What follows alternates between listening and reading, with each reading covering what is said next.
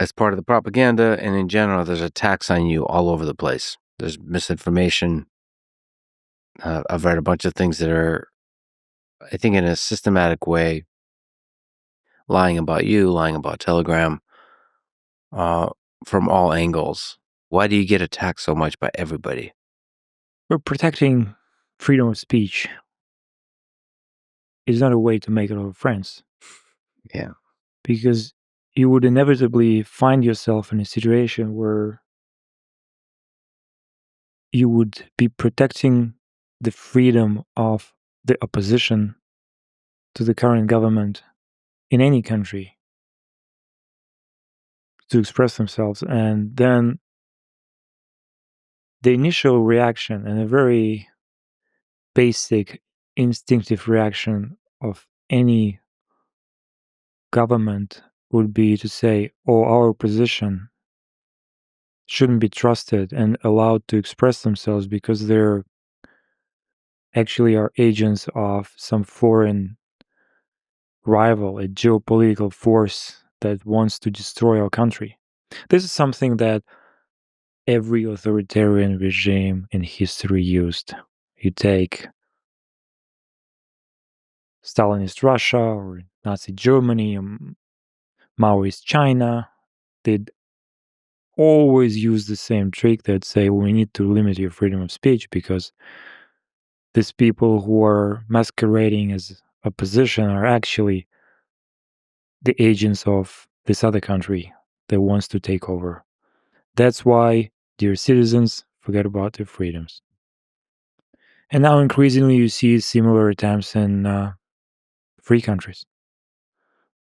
The initial instinct from, say, President Macron's team when they're confronted with some footage, for example, the footage of his wife slapping him, would be to say it's all fake Russian imagery, something that is inaccurate, something that is misinformation or interference. And then when they are confronted with more information, they have to refine the narrative. So when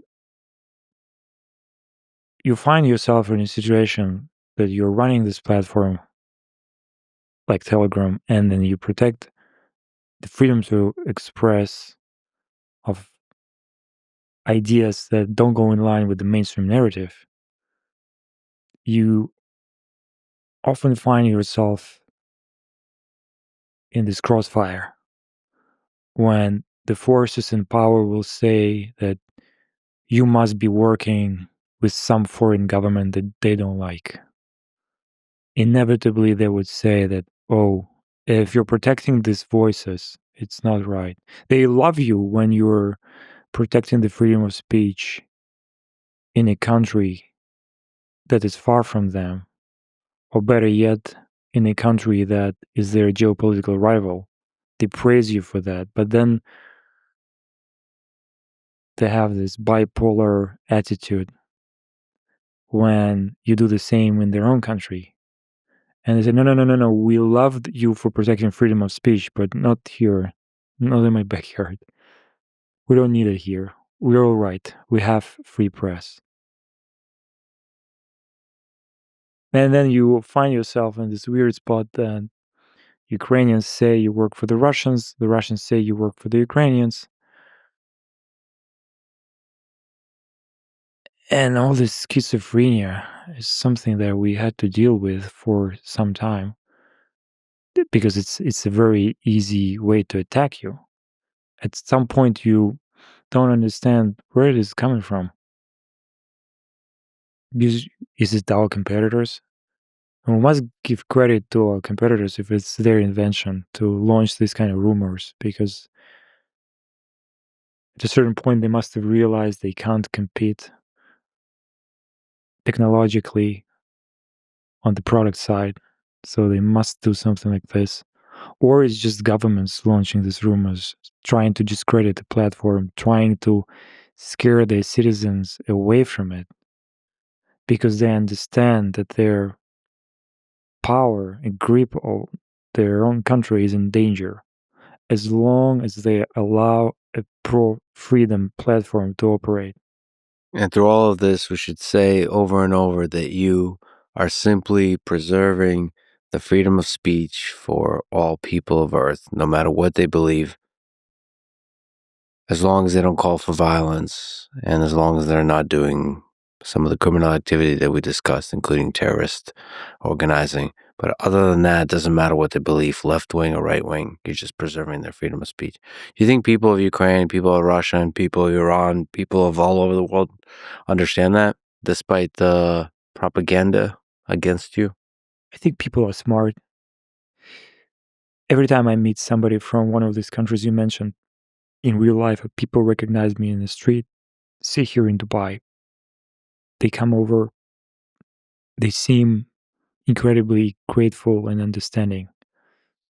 The propaganda in each of these countries would tell them a number of things, but they learned to discount it.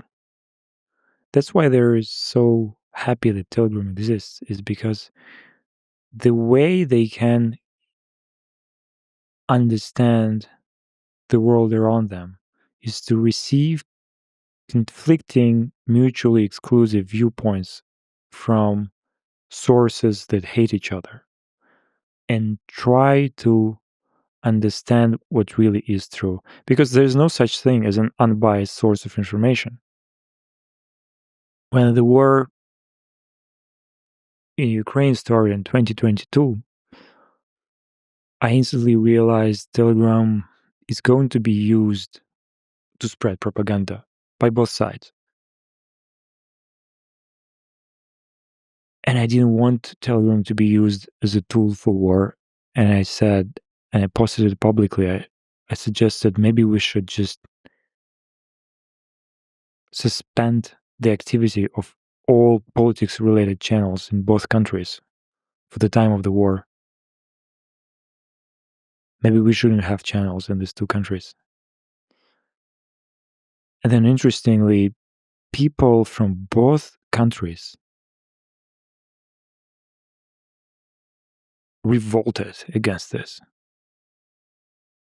They told me, both people in Ukraine and in Russia, that I don't get to babysit them and decide for them what sources of information that they have to be granted access to.